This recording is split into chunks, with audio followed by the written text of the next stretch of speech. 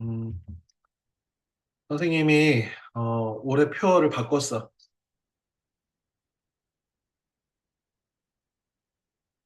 요거는 우리 누가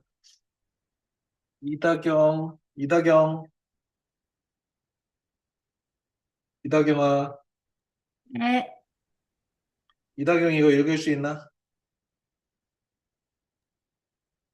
혼자요? 어, 어, 못 읽나? 몇 개는 읽을 수 있을, 다는 못 읽을 것 같아. 네. 그럼 백승호가 읽어보자. 백승호. 네? 승호가 앞에부터 읽어보자. 어, 소, 소, 오, 년인데, 년, 년, 잘 모르겠어. 그냥 선생님이 할게. 어, 주희라고 하는 송나라의 유학자인데, 그래서 통상 우리가 송나라의 주희가 만든 학문이라고 해서 주자학이라고 하는 성리학을 집대성한 학자인데 우성이라고 돼 있네요. 소년 이로 학난성 일촌 광은 불가형. 자, 이렇게 한 줄에 일곱 자씩 돼 있는 한시는 이렇게 네 자, 네 글자, 세 글자, 이렇게 네 글자, 세 글자 이렇게 해석하는 건데, 소년은 너희가 소년이잖아. 어린 젊은이들은 이로하되 늙기가 쉽고, 젊은이는 늙기 쉽고, 학난성, 학문은 성, 이룰성이잖아. 이루기 어려우니. 일촌광은 일초는 아주 작은 광음은 빛과 어둠이어서 시간이란 뜻이에요. 아주 작은 시간이라도 불가경, 가벼울 경자지, 가볍게 여기지, 여기지 말라. 소년 이로 항난성, 일촌광은 불가경 이렇게 아주 유명한 구절이야. 젊은이는 금방 나이가 들어서 늙어버리고 그에 비해서 학문은 그 누구도 열심히 아무리 공부를 해도 이루기 어려운 높은 거지. 그러니 우리 시간을 아껴서 써야 돼라고 하는 주의의 구절을 어, 권면하는 말로 바꿨습니다. 다음. 지금 오늘 우리가 읽을 책은 박태웅의 AI 2025 두 번째 시간이지요. 대체로 여러 학생들이 관심을 가지고 있는 분야이기도 하고, 어, 뭐, 대체로 열심히 읽어서 오늘 수업에 준비를 잘 한 것으로 보입니다. 자, 항상 두 번째 시간에는 선생님의 개인적인 서평을 이렇게 소개를 하는데, 선생님의 서평을 소개하는 이유는, 물론 이 책에 대해서 해설하는 측면도 있지만, 너희도 이렇게 책을 읽으면 적어도 한두 문단 정도의 적어도 600자, 700자 정도의 글로 좀 이렇게 남겨놓고 내가 이 책을 이런 식으로 읽었어라고 하는 이런 것들을 하라고 지금 이렇게 하는 거거든. 이게 지금 어, 처음 할 때는 귀찮고 이렇게 하지만 이것들이 쌓이면 지금 선생님이 지난 기간 동안 이렇게 읽은 것들을 한 7, 8년 정도 이렇게 한 10년쯤 됐나? 10년쯤 선생님 개인 블로그에다가 이것들을 이렇게 저장하고 있는데 어, 벌써 한 700, 800 정도 되는 것 같아. 그런데 선생님이 이렇게 많은 책들이 이렇게 쌓일 거라고 처음 시작할 때는 생각 못 했거든. 근데 습관을 들여서 책을 읽고 책은 사실은 도서관에서 빌려보기도 하고, 뭐 책을 사서 보기도 하지만 그 책을 이렇게 딴 데 가기도 하고 잃어버리기도 하고 누군가한테 선물해서 주기도 하고 해서 책은 사실은 없어지는 경우가 많단 말이야. 그렇게 되면 시간 지나면 내가 무슨 책을 언제 어떤 방식으로 읽었는지 정말 기억이 하나도 안 나는 수가 있거든. 좀 아깝잖아. 그래서 그때부터 이렇게 좀 선생님이 메모를 해놓은 습관을 들이기 시작했는데, 음, 제법 많이 모이면 이것이 나름의 자기의 포트폴리오 혹은 내가 이 정도의 책들을 이런 규모에서 이런 분야의 책들을 읽었다라고 하는 어떤 학문의 바탕이 될 수 있으니까 이런 것들을 이렇게 좀 시범을 보이는 거지, 일종의. 그래서 너희도 기회가 되면, 선생님이 쓰는 방식을 잠깐 소개를 하면, 그래도 이 한 두 단락 정도는 꼭 내가 기억을 해둬야지라고 하는 이 책 전체에서 한두 단락 정도 이렇게 이제 인용하는 거.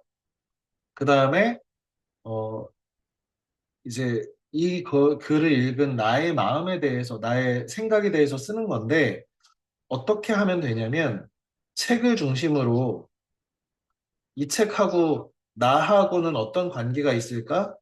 먼저 이거를 생각하고 이 책하고 우리가 사는 세상하고는 어떤 관계가 있을까? 이 책을 중심으로 개인적인 그 이 의미, 이 책이 나한테 어떤 개인적인 의미가 있는지를 이렇게 한번 생각해 보는 거야. 그리고 한편으로는 지금 우리가 살고 있는 이 세상, 어떻게 보면 공동체, 우리 사회 혹은 인류와 이 책은 어떤 관계를 맺을까? 이렇게 하면 이 책을 매개로 해서 나하고 이 세상의 관계를 이게 계속해서 생각해 보게 되는 거고, 이러면서 사고도 깊어지고 치밀해지고 논리적으로 이렇게 자기의 의견 같은 것들이 생긴다고 생각해. 어, 자, 그러면 읽어봅시다. 선생님은 이 책의 전체에서 이 부분이 가장 인상 깊었어. 아까 우리 준모가 AI가 그 어떤 부작용이나 우리 인류에 어떤 위협이 될 수 있는지에 대해서 읽으면서 인상 깊었다고 했잖아. 선생님도 마찬가지로 AI가 엄청난 편리함을 우리한테 갖다 주고 인류를 노동으로부터 자유롭게 하기 싫은 일들로부터 좀 자유로워질 수 있게 하는 천사의 얼굴을 하고 있지만 그럼으로써 또 그렇기 때문에 반대 얼굴이 있다는 거지. 우리의 일자리를 모두 가져와 버린다든지, 우리가 더 이상, 어, 생각하지 않는 사람으로 전락하게 만들고, AI가 훨씬 더 똑똑하니까 더 이상 우리는 이렇게 지적인 능력을 높일 필요는 없는 거 아닌가? 라고 해서 우리가 사고하는 능력, 우리의 사고를 잃어버릴 수 있다라고 하는 것이 염려스럽다고 했잖아. 음, 그런 취지의 어떤 부분이 있어서 선생님이 이렇게 그 인용을 했습니다. 우주로 나아가는 식민지를 건설한다. 화성 갈 거야지. 주장을 들으면 누구가 떠오르지 않습니까? 맞습니다. 일론 머스크는 대표적인 장기주의자래. 여기 롱터미스트라고 되어 있지, 장기주의. 롱텀으로. 그러니까 어떤 관점을 당장의 관점이 아니라 아주 오랜 100년, 200년, 300년 후에 인간은 어떠할 것인가를 예측하고 그것을 대비해야 한다라고 하는 그런 그 이데올로기, 사상이지. 일론 머스크가 대표적인 장기주의자래. 머스크가 스페이스X 이 나사의 버금가는 우주 기업이지. 우주선을 왕복하는 재활용하는 우주 로켓을 개발한다든지. 그다음에 100명이 탈 수 있는 거대한 우주선 스타쉽을 만들고 화성 이주를 꿈꾸는 것. 일론 머스크는 실제로 화성을 인간이 살 수 있는 그 테라포밍이라고 하던데 테라포밍을 해서 화성에 가서 안 돌아올 거래잖아. 그래서 우리 이 태양계의 지구뿐만 아니라 모든 행성들의 다른 여러 행성들에도 장기적으로 인간이 살 수 있는 그런 세계로 만들 거다. 그래야 지구에 문제가 생겨도 인류가 멸절하지 않는다. 뭐 이런 얘기를 하고 있는 거지. 뉴럴링크를 설립해서 인간 뇌에 칩을 이식해 기계와 인간의 결합을 시도하는 것. 이 뉴럴링크도 스페이스 X와 마찬가지로 아주 놀라운 기술인데, 뇌에다 칩을 심어서 우리가 이런 핸드폰이라든지 뭐 이런 것들을 실시간으로 이렇게 어, 작동할 수 있는 전자제품이 없어도 인터넷에 접속한다든지 이런 것들 가능하게 만드는 그러면 AI를 내가 거의 탑재한 상태가 되는 거지. 모든 이러한 장기주의, 롱터미즘 비전을 실현하기 위한 것이래. 앞에 그래서 우리는 포스트 휴먼 후손들. 지금 포스트 휴먼이라고 하는 포스트라고 하는 것은 후기의란 그 뜻인데 지금 우리가 휴먼이잖아. 우리들이 이런 그, 이 생물학적인 인간을 휴먼이라고 한다면 이 포스트 휴먼은 어, 현재보다 더 진화한 미래의 인류를 포스트 휴먼이라고 하는데 결국 우리 은하에 거의 모든 별에 도달할 수 있을 겁니다라고 말했을 때 그러니까 화성 가는 정도의 문제가 아니라 우리 은하의 거의 모든 별에 도달할 수 있대. 뭐 이거는 이제 장기주의도 너무 장기주의지. 이거는 뭐 천년 단위, 2000년, 2000년 단위에 그 정도 되지 않을까? 왜 그러냐면 알파 센타우리라고 하는 별이 우리 태양계 바깥에 제일 가까운 별인데 그 별이 선생님이 기억하기로는 빛의 속력으로 4.5광년쯤 되니까 초속 30만 킬로미터로 날아가는 비행체가 있을 수도 없지만 그런 것이 있다 손 치더라도 뭐 빛의 속력의 10분의 1이라고 하더라도 가는데 45년 걸리고 그지? 빛의 속력의 100분의 1도 어마어마하게 빠른 속도인데 450년 걸리고 뭐 이러니까 글쎄 이 정도는 뭐 허풍이 너무 심하다고 봐야겠지. 아니면 얘네들이 얘기하는 그 장기주의라고 하는 것이 일론 머스크가 얘기하는 장기주의가 무지막지한 단위를 얘기하든지 아니면 인류의 과학기술이 정말 어마무시한 비약적 발전을 할 것이라고 기대를 하고 있든지 휴스턴 휴먼 후손이 바로 기계와 결합하고 유전자를 조작한 진화한 인간을 말하는 것입니다. 그러니까 우리 같은 이 생물학적인 토대, 그다음에 우리가 뇌라고 하는 이런 그 생화학적인 연산, 요것만으로는 포스트 휴먼, 이들이 얘기하는 과학기술주의자들이 또는 장기주의자들이 얘기하는 포스트 휴먼보다는 한참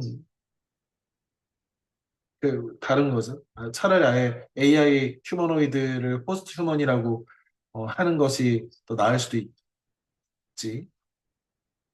이것이 의미하는 바는 무엇일까요? 앞에 그래서 본 것처럼 장기주의는 460억 달러나 되는 자금을 가지고 있고 세계에서 제일 부자잖아. 주로 미국을 비롯해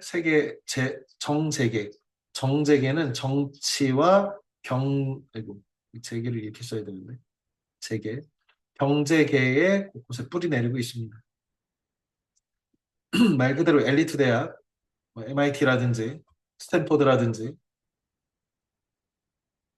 그 다음에 실리콘밸리, 외에는 거의 들어본 적이 없음에도 가장 영향력 있는 이데올로기 중 하나로 이데올로기는 사상이나 이념을 뜻합니다. 우리 아이디얼 할 때 이데아라고 하는 단어와 로고스라고 하는 둘 다 헬라어인데 다른 말로 히라버라고 하죠. 이상, 논리, 그래서 사상이나 이념을 이데올로기라고 해요. 자본주의 이데올로기, 사회주의 공산주의 이데올로기 할 때 그 이데올로기입니다. 그 중에 하나가 장기주의래. 문제는 이들이 전 세계 주요 거대 인공지능을 개발을 도맡아 하고 있다는 것입니다. 인공지능 기술의 특정 이데올로기로 무장한 실리콘밸리의 몇몇 사람들이 어마어마한 자본을 가지고 이 작업들을 하고 있는데 그들의 사상은 일반적인 사상이 아니라는 거죠.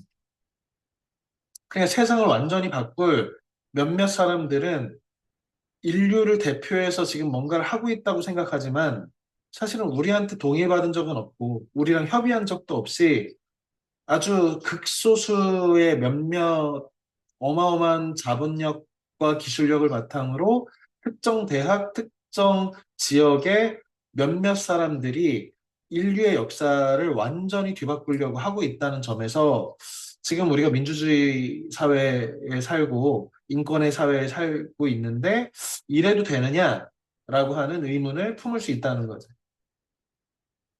말하자면 우리는 모르는 사이에 이들의 사상을 강요당하고 있다고 할 수도 있다. 선출되지 않은 슈퍼 엘리트들. 이 선출되지 않는은 뭐야? 민주적이지 않은 거지. 물론 선출한 사람도 사고치지.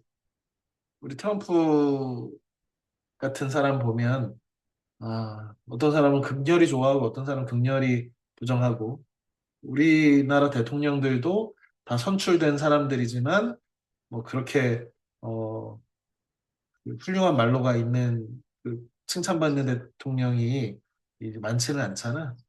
그러니까 선출돼 그런 하물며 그렇게 민주적 통제 하에서 선출된 사람들도 그렇게 사고들을 치는데 선출되지도 않은 우리를 대표하지도 않은 우리가 우리의 의사를 대신해 달라고 요청하지도 않은 어떤 극소수의 특정 계층의 사람들의 이데올로기가 우리 인류 전체 이데올로기가 되는 이런 상황이 지금 인공지능 사회에 펼쳐질 거라는 거잖아요. 그럴 위험이 있다는 거죠. 쉽게 얘기해서 기술에 대한 민주적 통제, 기술에 대한 이 공동체 인류의 통제가 필요하다, 걱정된다 이런 얘기죠. 단지 인공지능 개발만 독점하고 있는 게 아니라 사상까지, 우리의 생각이나 이념까지도 독점해 가고 있는지 모르는 것이지요. 이 부분 읽으면서 선생님도 걱정스럽네라는 생각을 했습니다. 나는 이와 같이 읽었다. 선생님이 선생님의 서평을 쓸 때 제목을 나는 이와 같이 읽었다는데 여시아문이라고 해서 이 불경 부처님에게 저는 이와 같이 들었습니다라고 하는 여시아문 이라고 하는 문자는 들을 문자는 귀의자를 써야 돼. 여시아문이라는 어, 여기를 읽을 독자로 이렇게 바꿔가지고 여시아도 그래, 나는 이와 같이 읽었다. 흐창이라고 하는 그 SF 작가가 있어. 중국계 미국인이고 선생님이 알고 있기로는 구글인가에 다닐 정도로 이 IT 쪽에 굉장히 해박한 지식을 갖고 있는 사람인데 음, 당신 인생의 이야기라고 하는 정말 기회가 된다면 꼭 한번 읽어보기를 권하는 책이야. 단편 SF 그 책인데 어, 영화 중에 외계인하고 이렇게 언어적으로 소통하는 그 컨택트라는 우리나라 제목으로는 컨택트로 개봉했는데 이 영화의 원작이야. 원작 이름은 얼라이벌 도착 뭐 이렇게 외계인이 도착했다 뭐 이런 건데 이 책은 선생님이 한 2년 전쯤에 학생들하고 같이 읽어서 어, 전에 이제 선생님이 이렇게 그 우리 학원 이 수업의 링크를 보면 아마 선생님이 이 소설집을 해설한 강의가 우리 학원 유튜브에 올라와 있을 거니까 기회가 되면 이 책을 읽고 이렇게 보면 좋을 텐데 선생님이 생각하고 있는 SF 작가 중에 가장 뛰어난 작가가 테드 창인데 선생님이 이 책 읽으면서 지금 박태웅의 AI 강의라는 이 책을 읽으면서 지금으로부터 나온 한 20년 전에 나온 이 SF 책 안에 단편이 인류 과학의 진화, Evolution of Human Science라고 하는 이 단편의 내용이 떠올랐어. 이 단편에 보면 고도로 발전한 인공지능인 메타휴먼이라는 애가 등장하는데 이 메타휴먼이 처음에는 우리가 물어보는 거에 답을 하다가 지금 우리가 쓰는 뭐 제미나이나 GPT나 뭐 클로드나 이런 것처럼 대답을 해주다가 얘네가 너무 똑똑해져가지고 얘네가 사고하는 방식을 인류가 도저히 못 알아듣는다는 것을 메타휴먼들이 알게 되고 그것을 설명할 수 있는 방법이 없다는 것도 메타휴먼이 알게 돼서 더 이상 이제 인공지능이 인간한테 대화를 하지 않는 상황이 됐어. 상상이지. 그런데 하지만 메타휴먼이 인류한테 필요한 어떤 과학 기술이나 새로운 정보들이나 이런 것들을 계속 알려줘. 그리고 그게 진실이야. 그래서 인류의 과학은 그 무엇도 새롭게 찾아낸 엄두를 내지 못한 채 신적인 하나님 같은 메타휴먼이 발견한 새로운 이론에 대한 사후적인 해석학으로 전락하고 만다는 이야기. 그러니까 우리가 과학기술을 발전시키는 것이 아니라 메타휴먼이 알아서 발전시켜주고 우리는 얘네가 왜 이런 것을 하라고 했는지 어떻게 어떤 원리로 이렇게 했는지를 모르는 채로 그것들을 그냥 쓰면서 어떻게 해서든지 그거를 좀 알아보려고 인간의 무지한 머리로 이 메타휴먼의 어마어마한 높은 그 지혜를 해석하는 일종의 해석학으로 전락했다. 이게 인류 과학의 진화의 미래를 보여주는 소설이거든. 이 소설도 굉장히 사실은 어, 좀 파격적인 내용이면서 잘 쓴 소설이라고 생각했는데 이런 시대가 지금 당장에 우리의 눈앞에 혹은 10년, 20년 안에 일어날 것이 자명하다는 거지. 이걸 어떻게 알 수 있냐면 알파고랑 이세돌이 바둑을 뒀을 때 세계 최강의 이세돌 이 기사가 질 거라고 생각도 못했고 그리고 이세돌이 이긴 한 판이 인류가 AI를 상대로 마지막 이긴 판이 될 거라는 건 더더욱 생각도 못했지. 그런데 지금은 그때 알파고는 그때까지 인간들이 둔 모든 기보, 이게 그 게임의 정보를 학습해가지고 그렇게 잘 둘 수 있게 됐는데 더 이상 인간의 기보를 학습하지 않아. 인공지능이 인간을 월등히 뛰어나서 적어도 바둑에 있어서는 그래서 인공지능끼리 계속해서 대국을 해서 이제는 인간과 이 최고 수준의 바둑 AI는 마치 바둑의 신과 인간이 바둑을 두는 것 같은. 그래서 뭐 통상 최고 수준의 뭐 커제라든지 뭐 이세돌, 뭐 과거에 뭐 이창호 이런 어마어마한 바둑의 천재들이 바둑의 신이 오면 자기 몇 점을 이렇게 젖바둑을 몇 점을 이렇게 어, 그 먼저 두고 시작하면 이길 수 있냐라고 했을 때 통상 석점이나 넉점을 깔면 내가 이길 수 있다 이런 얘기를 했는데 지금 현재 상태의 인공지능이 그 정도 수준이 된 거예요. 그러니까 바둑에 있어서는 실제로 신적인 존재가 있는 거죠. 최근에 인공지능 발전을 보고 있느라면 이런 상상이 아주 먼 미래가 아닌 당대의 문제라는 것을 체감한다. 현재도 바둑계에서 일어나고 있는 인공지능의 활용은 먼저 찾아온 미래의 빙산의 일각, 조금인 부분이 아닐 수 없다. 인간은 인공지능을 이길 수 없다는 대전제하에 인공지능끼리 두고 있는 바둑의 수를 해석하며 이것을 배우려는 방식이 낯설지 않은 현실이었다. 지금 프로 기사들, 어마어마한 실력을 가진 프로 기사들이 대체로 뭘 바탕으로 이렇게 연습을 하냐면 인공지능이 바둑 두는 걸 보면서 배우고 있어. 코치 삼아가지고. 얘가 왜 이수뒀지? 이렇게 연구하면서.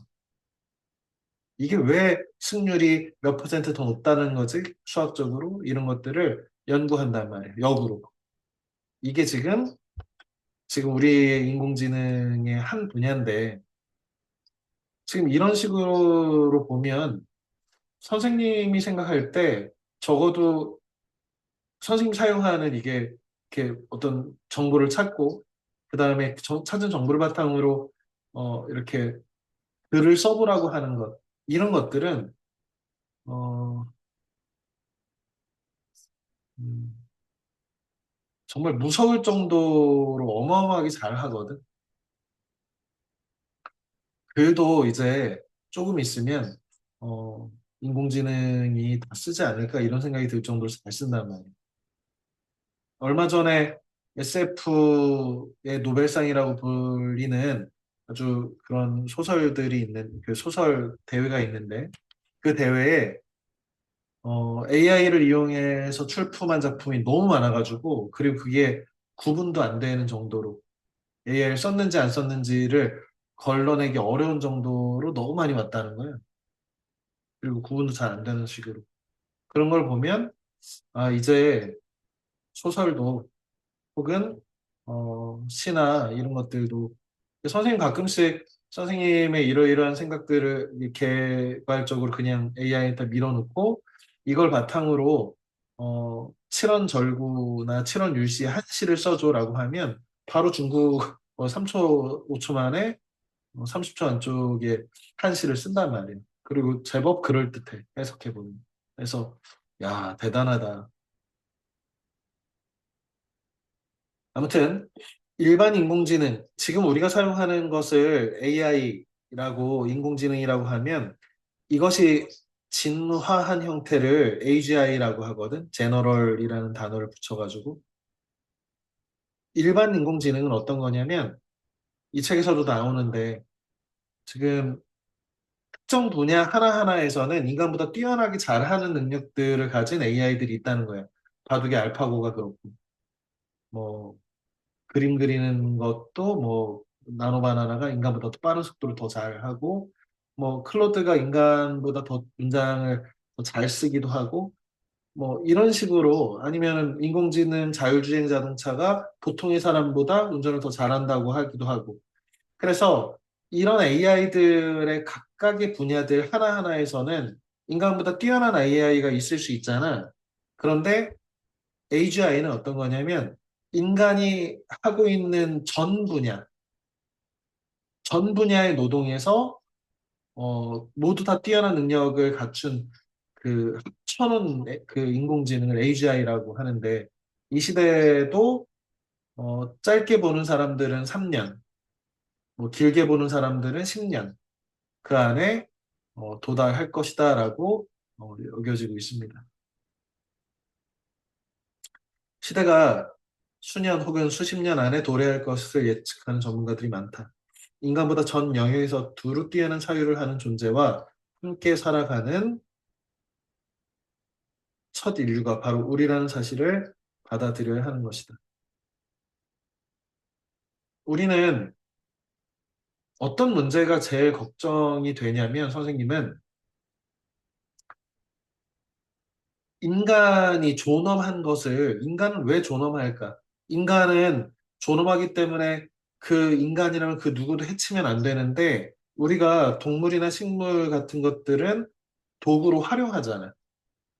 그러면서 동물에 비해서 인간이 존엄하다는 것은 우리가 공통으로 합의하고 있단 말이야. 몇몇 사람들은 뭐 평등하다고 주장하기도 하지만 대체로 그런 사람이라 할지라도 동물과 인간 중에는 인간이 더 존엄해라고 하는데 그 존엄함, 인간이 다른 동물과 식물과 달리 존엄한 이유는 인간이 높은 수준의 그들과 다른 사유를 하기 때문이지.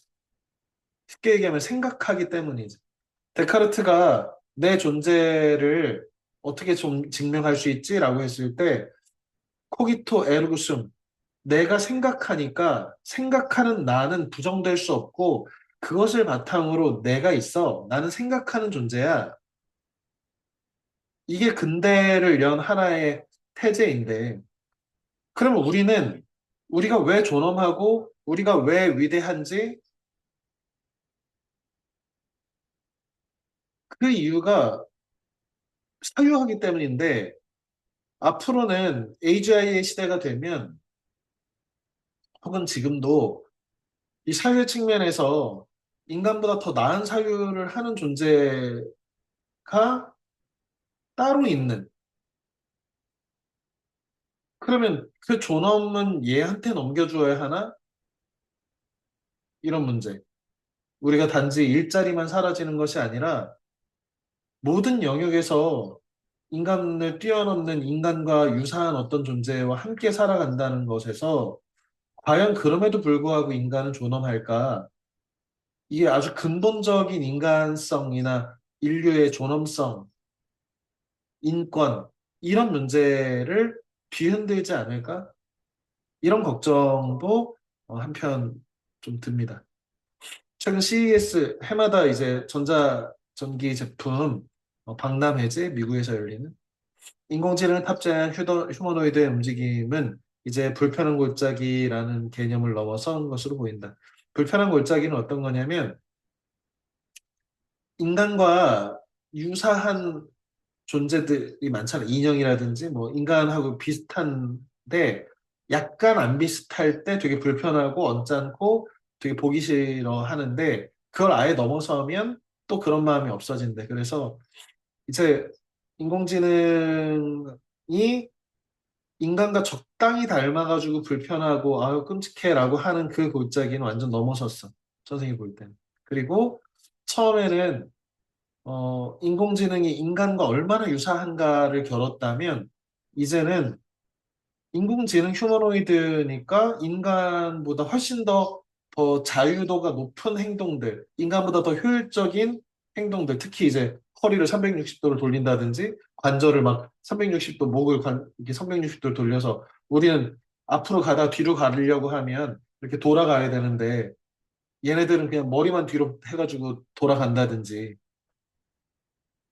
이제는 인간을 닮음을 넘어서 인간보다 더 효율적인 몸을 가지고 있는 상태. 뭐 이런 것들이 이제 우리와 함께 살게 되는 거지. 함께 산다는 표현이 어떨지 모르겠지만. 최근 우리나라 이 현대자동차 노조 같은 데서 공장에 AI 로봇 수용 반대하는 이 성명을 냈다고 하고요. 그러면서 무슨 생각을 했냐면 19세기에 영국의 러다이트, 기계, 파괴, 운동 같은 거. 영국이 산업화가 되면서 이제 그 일자리를 잃은 노동자들이 기계에 의해서 대체돼서 일자리를 잃은 노동자들이 기계를 물리적으로 파괴하고 멈추게 하는 그런 이제 투쟁 운동들을 했는데 어, 지금 우리가 또 다른 이런 기술 혐오, 이런 AI에 대한 염려 이런 것이 그 시절의 19세기에 자신의 일자리를 대체해버리는 이 기계에 대해서 분노하고 화를 내고 있는 이 러다이트들과 유사한 마음이 아닐까? 자신의 생존권을 위협하는 기계에 대한 적대감을 가졌던 모습과 겹친다. 러다이트들이 기계 파괴 운동하는 사람들이 기계 이면에 있는 사회적인 힘에 주목했어야 하는 것처럼 그지? 우리가 AI를 욕하고 AI를 부정할 것이 아니라 러다이트 운동하는 사람들이 내가 기계의 일자리를 뺏겼어 해서 기계를 파괴할 게 아니라 이 사회가 기계라고 하는 새로운 문명의 이익을 가져왔는데 왜 그 이익을 특정 계층의 특정 인간들만 그 이익을 모두 가져가야 되지? 왜 이런 사회 변화 속에서 우리는 이 사회 변화의 혜택을 함께 누리면 안 되지? 이런 식의 일종의 정치, 일종의 사회적인 관계나 구조에 대해서 사실은 생각했어야 하는 거고, 실제로 러다이트는 그런 생각을 하기도 했지. 우리에게도 지금 인공지능 이면에 존재하는 힘들, 아까 얘기하는 그 장기주의자들로 이 책에서 염려스럽다고 얘기하는 선출되지 않은 특정 학교 출신의 특정 국적의 특정한 어떤 사람들 몇몇이 인류 전체의 삶의 모습을 자기들이 꿈꾸는 방식으로 끌어가고 아주 소수의 몇몇은 어마어마한 부와 명예와 사회 통제력, 권력을 갖추고 그렇지 못한 몇몇 나머지 다수는 그냥 제2 인간으로 전락하는 사유하지 않고 빵과 서커스에 만족하면서 살아가는 인간이 될 수 있다는 이런 점들에 대해서 어, 이 사회 구조적 문제를 봐야 되고 단지 그냥 인공지능 기술이 좋다 나쁘다 문제는 벗어나 있는 이런 사회적 문제들을 같이 봐야 할 것이다. 물론 이러한 복잡한 사유가 힘들 때는 인공지능에게 물어봐야 할 것 같다. 이거는 일종의 좀 농담을 해놨어. 시니컬한 농담을 좀 붙여놨습니다. 사람들은 이제 이런 사회적인 이면의 문제라든지 이거를 어떻게 풀어가서 공동체가 특정 이런 선출되지 않은 권력들에 의해서 좌지우지되는 것은 어떤 방식으로 함께 연대해서 풀어가야 될지 수많은 다양한 그 이해관계를 가진 사람들을 이 새로운 시대에 어떻게 연대해서 이걸 풀어가야 할지 사실은 굉장히 깊이 있는 인문학적이고 철학적이고 그리고 사회학적인 그리고 정치 외교적인 이런 그 고민들을 해야 되거든 우리가 함께 다 같이. 그런데 사실은 그런 것들을 점점 안 하게 되는 시대가 바로 우리의 사유를 인공지능한테 넘기는 이런 시대라는 거지. 그래서 이런 시대일수록 다양한 분야의 비판적 사고와 깊이 있는 이 전문가들이 이렇게 두루 여러 분야를 이렇게 통섭하는 여러 분야의 이과 문과를 다 통하는 그런 전문가들이 필요한 것이고 그런 것들을 만들겠다고 지금 우리 수능 국어라든지 대학 입시가 그런 방향으로 계속 가고 있는 거죠. 그러면서 유하의 시 자동문 앞에서라는 시가 떠올랐습니다.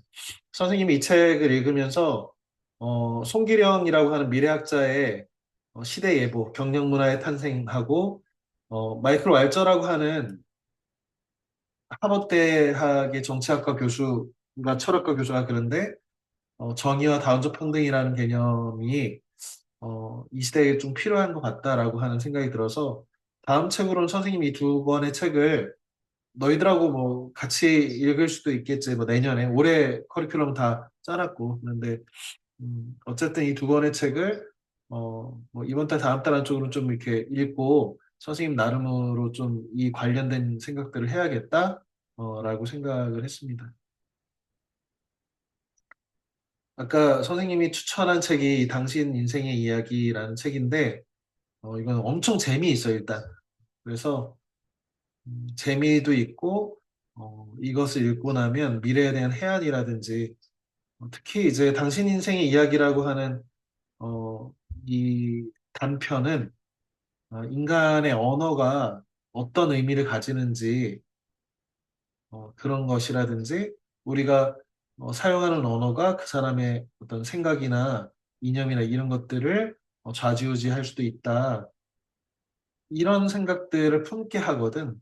그리고 음, 이 과거, 현재, 미래라는 시간은 우리한테 어떤 의미가 있는지, 어, 운명에 대해서 어떻게 내가 받아들일 것인지, 이런 것들을 깊이 있게 다룬 책이기 때문에 그냥 재미있는 책으로도 금방 쭉쭉쭉쭉 읽히는 SF 작품인데 곱씹어서 읽으면 한없이 깊이가 있는 정말 위대한 소설책이라고 생각해 저는 개인적으로 꼭 추천하고 싶은 책입니다.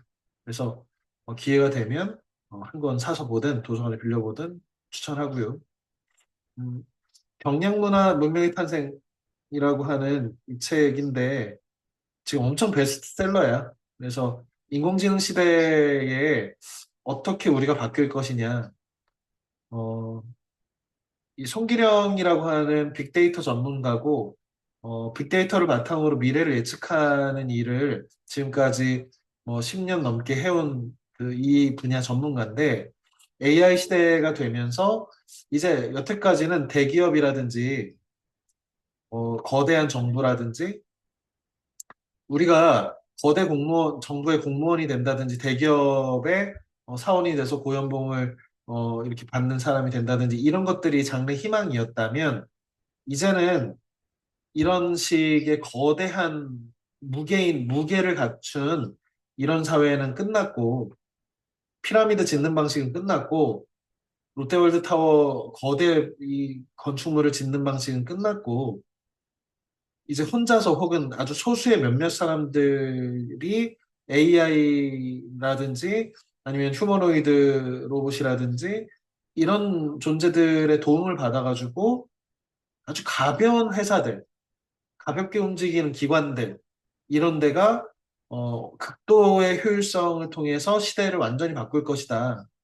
그래서 그런 것을 이제 경량 문명이라고 얘기를 하더라고요. 선생님이 유튜브에 이렇게 이 유튜브도 추천을 하고 선생님도 이 손기령 그 전문가의 책을 어, 전에 딴 책은 읽었는데 이 책이 새로 나온 책이어서 이 책이 지금 AI 강의와 더불어서 이어지는 책으로서 미래를 예측하고 그리고 선생님 개인적으로도 뭐 지금 1인 학원을 운영하고 있잖아. 그래서 전에는 평촌화원과에서 뭐 학원을 여러 개를 펼쳐서 운영을 하기도 하고 아니면 다양한 뭐 국영수를 다 가르치고 여러 선생님들이 있는 그런 대형 학원에 부원장을 하고 학원 원장을 하고 이렇게 했는데 지금은 AI를 통해서 성적 분석도 하고 홍보도 하고 이렇게 해서 혼자 이렇게 운영을 할 수 있는 학원들을 선생님도 생각을 하고 있단 말이에요. 그래서 어, 이런 것들이 경량 문명하고 상관이 있지 않을까라고 해서 이 책도 선생님 개인적으로도 도움이 될 것 같아서 실생활에 그래서 읽어볼 생각이야.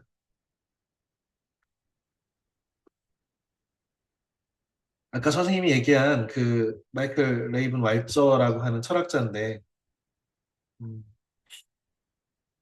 하버드 대학 철학 박사 왈저의 정의론이 있는데 뭐 왈저가 이제 그 우리 정의론이라고 하면 어 롤스라고 하는 그 미국의 그 이 사람도 이제 하버드 교수인데 이 롤스의 정의론이 가장 그 보편적으로 타당하다고 인정받는 정의론인데 그 정의론이 너무 그 현실과 동떨어졌다고 비판하면서 왈전은 복합평등이라는 개념을 가져오는데 아까 선생님이 얘기하고 있는 AI 기술을 몇몇 그 사람들이 독점하고 이 세상을 좌지우지하는 것이 결국 이들이 어마어마한 자본을 갖고 있기 때문이건 돈을 쉽게 얘기하면 트럼프라고 하는 사람이 국가의 권력을 갖고 있잖아. 세계 최고의 국가 권력이지 미국의 대통령이니까. 근데 트럼프는 어떻게 국가 권력을 가질 수 있게 됐냐라고 하면 누가 뭐라고 해도 트럼프는 돈이 엄청 많은 사람이어서 재벌이었어. 트럼프 재벌이야. 그러니까 돈이 많으면 인기를 얻을 수 있어. WWE 같은 데 출연하고 아니면 어떤 예능 프로그램에 자기가 출연해가지고 자신의 인지도를 높이고 사람들한테 호감도를 높이고 뭐 다 사실은 이미지를 만드는 거지. 이것들을 통해서 인플루언서가 되고 그래서 그걸 바탕으로 미국의 권력을 잡고 어마어마한 그 말도 안 되는 방식으로 세계를 좌지우지하고 있잖아, 지금. 매일 트럼프가 사고치는 상황 속에서 우리가 이렇게 보고 있는데. 그런데 어떻게 막을 방법도 없잖아. 트럼프 스스로 얘기했지만 자기를 막을 수 있는 건 자기 양심밖에 없대잖아. 내 양심, 트럼프의 사고방식이 어떻게 되느냐에 따라서 인류의 운명이 좌지우지되는 이런 사회에 살고 있잖아. 이러면 안 된다는 게 왈처의 생각이야. 돈이 많으면 그 사람이 풍요롭게 사는 것은 타당하지만 권력은 그런 방식으로 돈이 개입되면 안 된다. 다시 말하면 여러 분야, 이 왈자는 한 11가지 분야로 나눈 다음에 국가에 대한 어떤 공적이 있으면 그것을 명예를 주면 되고 돈이 많으면 부유한 생활을 하면 되는 것이지 돈이 많다고 명예도 얻고 도도 얻고 권력도 얻고 뭐도 얻고 뭐도 얻고 뭐도 얻는 이 몽땅 돈으로 하는 데에서 돈 많으면 다 되는 세상은 어떻게 해서든지 막아야 한다는 게 이 왈저의 생각이야. 이걸 막을 수 있는 힘은 어디서 오냐면 국가에서 오고 국가는 민주적으로 통제되어야 된다. 이게 이제 왈저의 생각이거든.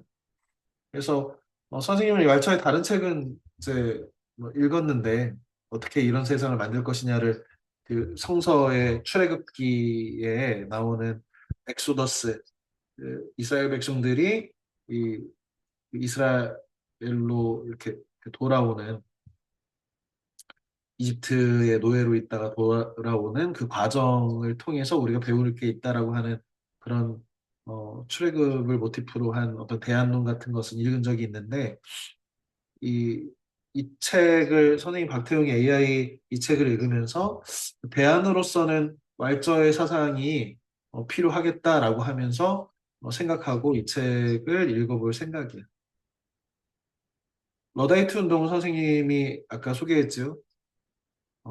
기계에 의해서 노동자들이 자신의 권력, 일자리를 뺏기고 이래서 러다이트 운동, 기계를 파괴하는 이런 운동들을 했다는 겁니다. 그런데 이게 아까 선생님이 이제 주목한 부분은 기계 자체의 문제가 아니라 그 기계 이면에 있는, 기술 이면에 있는 권력이나 사회적 관계, 이런 것들을 봐야 한다라고 했잖아.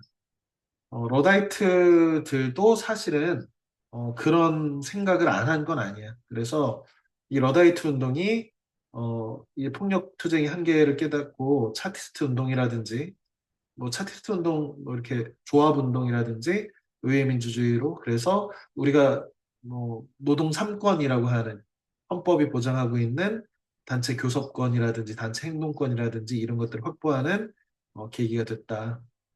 그래서 어, 기술 자체보다 착취적 사회 구조에 대한 저항이었다라고 하는 것.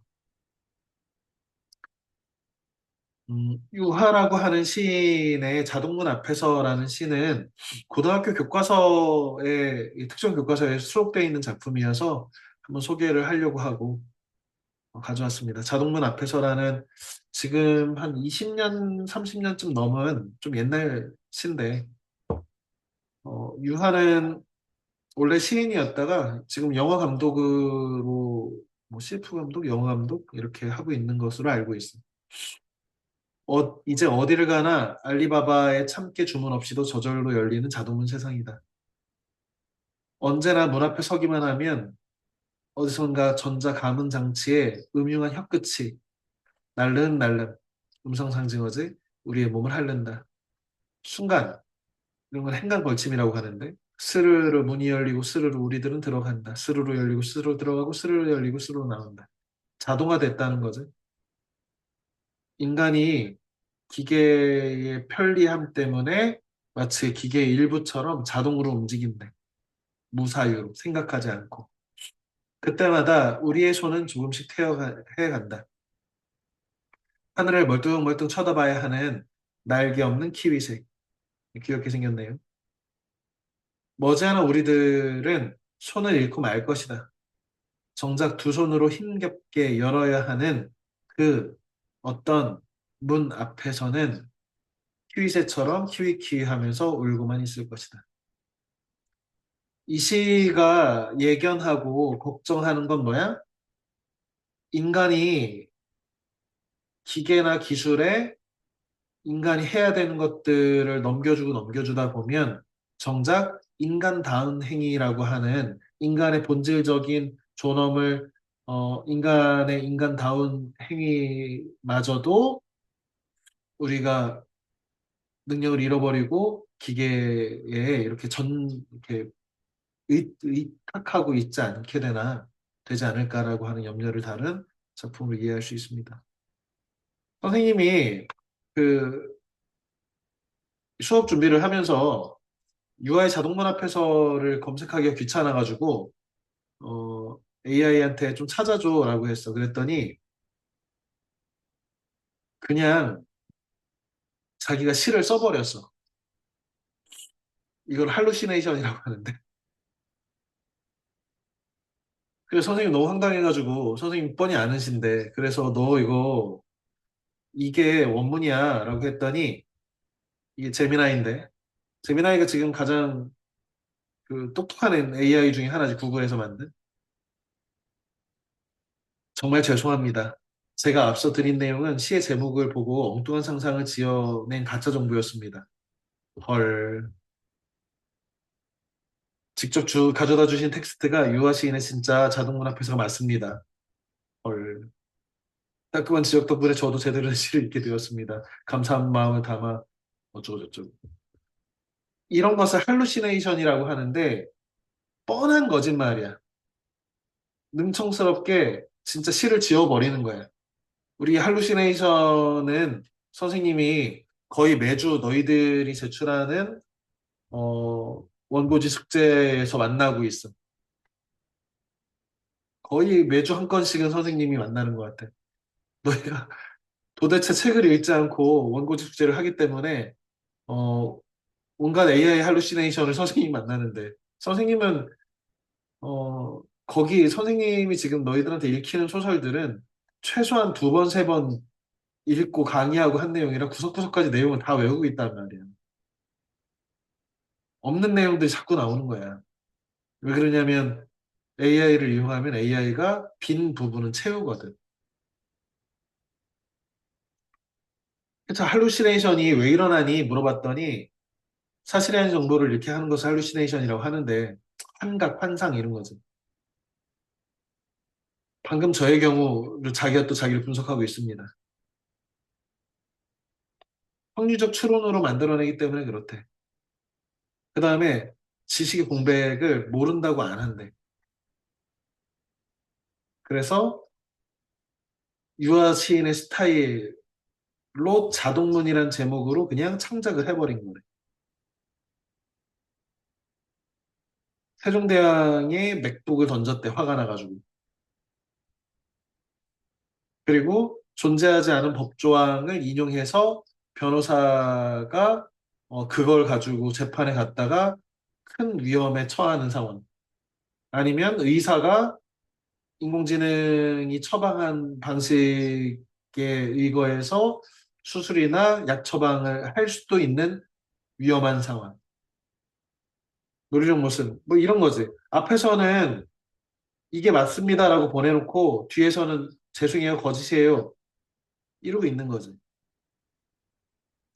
이 할루시네이션을 극복하는 여러 기술들이 이 책에서도 소개되고 있는데, 어, 뭐 장차는 뭐 이게 많이 줄어들 거라고들 하는데, 원리적으로 지금 이 거대 언어를 그 바탕으로 한 빅데이터를 바탕으로 한 학습을 시키는 이런 AI, 지금의 AI 방식으로는 할루시네이션이라고 하는 것을 벗어날 수 없고, 오히려 박태웅 이 의장 같은 경우에는 이 할루시네이션이 있기 때문에 새로운 어떤 창의성과 창작을 할 수 있는 여지가 있다. 얘네가. 꼭 인간이 한 말들만 완벽하게 조합해가지고 그대로 만들어낸다면 창작이나 창의성이라고 말할 수 있는 부분들이 없을 텐데 실제 사고가 그래서 더 유사하기도 하다. 인간이 하는 것도 인간도 수많은 할루시네이션을 갖고 있거든. 선생님도 가끔씩 이렇게 당연하게 알고 있었다고 해서 수업에 인용을 했는데 막상 백과사전이나 찾아보면 선생님이 잘못된 정보를 강의를 했네? 이럴 때 있거든. 선생님 최근에 고3 강의하다가 백석의 동해라는 그 작품에서 메꼬모자? 오늘 내가 이 메꼬모자를 쓰고라고 하는 표현이 나온 거야. 그래서 선생님이 알고 있는 메꼬모자는 이렇게 베레모처럼 생긴 거여서 베레모식으로 설명했는데 아무래도 찜찜해가지고 찾아봤더니 밀짚 모자 형태의 루피가 쓰는 모자 같은 그런 형태의 모자를 메꼬모자라고 하더라고. 그래서 아 이런 게 이제 선생님도 나름의 뭐 AI는 아니지만 할루시네이션이지. 그래서 인간과 더 유사하기는 하다. 자, 본문 중에 이 부분만 설명하고 오늘 수업을 마칠 텐데, 인공지능 초지능이 인류를 멸종시킨다면 그것은 얘가 사악하거나 의식을 잃었기 때문이 아니고, 유능해지고 목표가 우리랑 맞지 않게 되었대. 이걸 유비추리했습니다. 유사한 걸 비교해서 추리하는 걸 유비추리라고 하는데, 인간이 검은 코뿔소를 멸종시킨 것이 코뿔소를 미워해서가 아닌 것처럼 AI가 인간을 멸종시키는 것이 인류를 미워하거나 사악해서가 아니라 자기 목표를 달성하기 위해서 그런 과정 속에서 인류가 멸종될 수 있다는 거죠.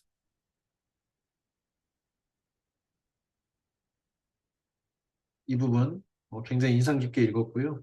뭐 대표적인 우화 같은 거 있잖아. 클립 만드는 AI한테 이런 클립을 만들려고 했는데 클립을 계속 생산을 하다 보니까 자원이 모자라서 인간이 생존하는 내 사용하는 전기까지 다 얘가 통제해서 끊어버리고 클립만 잔뜩 생산해서 인류가 멸망하게 되는 그러한 어떤 우화 같은 거. 이거는 분명히 인간이 AI한테 클립 만들어줘라고 명령 내린 거고 얘는 그 클립 만들어줘라고 하는 것을 더 잘하기 위해서 다른 중간 목표들을 다 지워버리고 최종적으로 인류가 멸망하는 그런 어, 결론에 도달할 수 있다라고 하는 그게 이제 인간이 코뿔소 미워해서 멸종하는 게 아닌 것처럼 단지 인간이 자기가 더 하고 싶은 목표를 위해서 살다 보니까 코뿔소가 살 수 있는 그 환경을 없애버리는 거지. 그러니까 인공지능은 거짓말 할 수 없다. 인공지능은 어떤 목표가 없어. 이게 안심되는 말이 아니라는 거예요. 인간이 시킨 어떤 것을 얘가 효과적으로 처리하기 위해서 인간을 멸종의 길로 갈 수 있는 위험성이 분명히 있다는 거지. 같은 방식으로. 자, 시간이 많이 돼서 수업을 정리를 할 텐데요. 다음 시간은 서울대 정치학과 교수이고 선생님이 생각하는 현재 우리나라에서 글을 적어도 이런 칼럼이나 수필 종류의 글을 제일 잘 쓰는 10명 안에 드는 사람이에요. 그래서 김영민 교수가 이 우리 한국 사회를 분석하는 약간 비판적으로 분석하는 글이고 우리의 정체성은 무엇이고 우리가 생각하는 정체성이라고 하는 것이 사실은 왜곡된 것일 수도 있다는 점 그리고 한국은 어떤 방향으로 좀 나아갔으면 좋겠는지 이런 것에 대해서 작년에 있었던 심의삼 윤석열의 그 내란을 중심 그 이후에 있는 글들 그리고 그 전에 쓴 글들에서 묶어서 낸 그 작년도 출판된 김영민 교수의 신간이고 선생님 작년에 읽으면서 너무 재미있게 읽었어요 일단 그리고 아 문장을 진짜 잘 쓴다 그래서 어떻게 하면 좋은 글을 쓸 수 있는지도 배우고 깊이 있는 비판적 사고도 배운다는 점에서 선정한 책이니까 이 책이 총 3부로 이루어져 있는데 1부가 좀 길어. 그래서 총 3부 중에 1부까지 읽어서 다음 시간에 이걸 가지고 얘기할 거고요. 그 다음에는 이 책이 좀 어렵고 좀 이렇게 읽는데 시간이 오래 걸리니까 선생님이 내일 정도에 이 책을 충남도서관에 반납할 거야.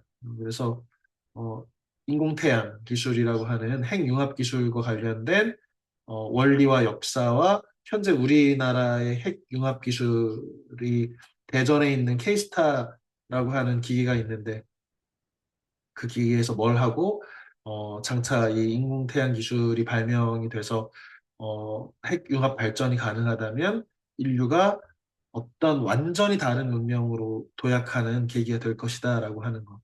그리고 과학이니까 한국사 전에 한번 강조했지만 한국사는 전체 흐름이 되게 중요하고 학기 중에 한국사 공부하는 건 너무 양이 많기 때문에 한국사 공부하다가 다른 공부를 망칠 수 있으니 방학 기간이면 한국사를 한 바퀴씩 돌려라라고 몇몇 반에서 선생님 얘기했는데 그런 취지에서 미리미리 한국사와 관련된 이 책, 재미있는 책이고 그림으로 돼 있는 책이니까 이 책도 미리 구해서 사서 읽어보기 바랍니다. 자, 오늘 수업 고생했고요. 각자 수업 시간에 선생님 만납시다. 고생했습니다. 안녕. 감사합니다. 네, 수고했어. 마스테. 네, 안녕히 계세요. 야, 안녕히 계세요. 네.